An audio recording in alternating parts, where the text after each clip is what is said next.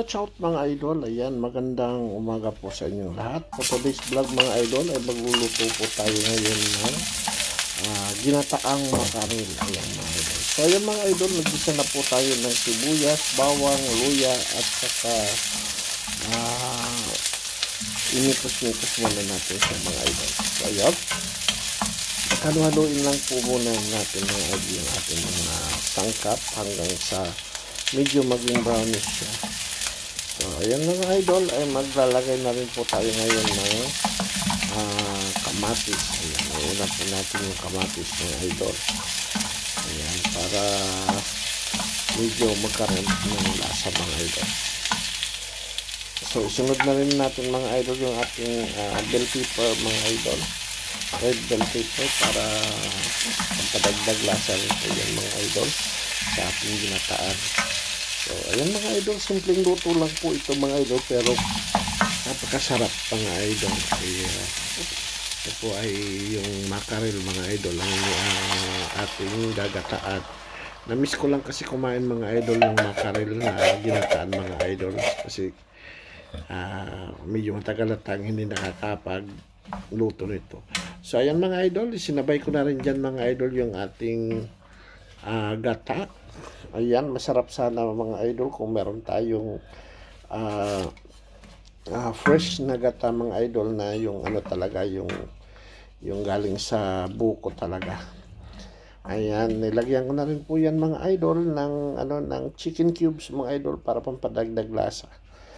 Ayan, so isasabay na rin natin dito mga idol yung ating giniwa na talong mga idol.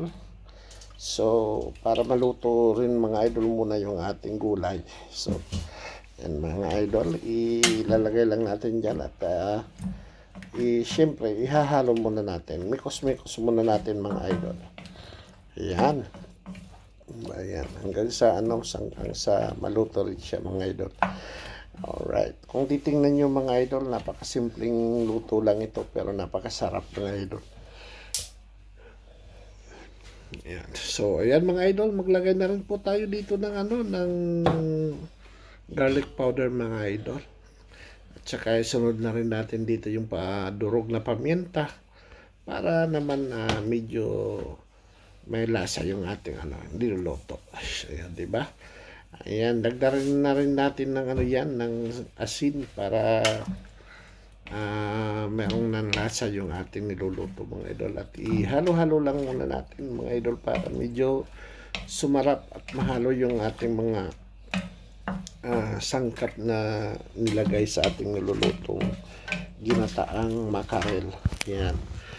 Pero mga idol, kung meron kayong tulingan, masarap sana. Ayan, ayan na yung ating makarel mga idol. Ang ginawa ko mga idol ay pinirito ko muna yung ating makarel bago nating gataan. Alam niyo kung bakit ko pinirito muna yung makarel? Para paglagay ko mga idol dito sa ating gata ay hindi siya madurog. Ayan, kasi yung iba naman mga idol, ang ginagawa nila, pinapaksiw muna nila bago nila lagyan ng gata. So yung aking mga idol, hindi, piniprito ko muna bago ko ilagay yung gata. Yan. So ayan mga idol, naglagay na rin tayo dyan ng spring onion, tapos nilagyan ko na rin po ito ng spinach mga idol, kasi masarap sana kung merong kangkong, o kaya yung talbos ng kamote, o kaya yung saluyot. Yun po ang masarap sana ilagay dyan mga idol. So dito mga idol ay spinach po ang aking inilagay mga idol. O yan, at saka tingnan nyo mga idol, malapit na maluto mga idol. Ayan, at saka yung spinach natin mga idol, malapit lang yan maluto mga idol, kasi pag napakuluan na yan, luto na po yan. So ayan mga idol, habang hindi pa kumukulo yung ating nilagay ko na yung suka mga idol. So hayaan muna natin yung suka na kumulo muna yung natin, para bago natin haluin, kasi para para yung asim niya nandyan talaga. Ayan, naglagay na rin po ako dyan ng pechay, mga idol.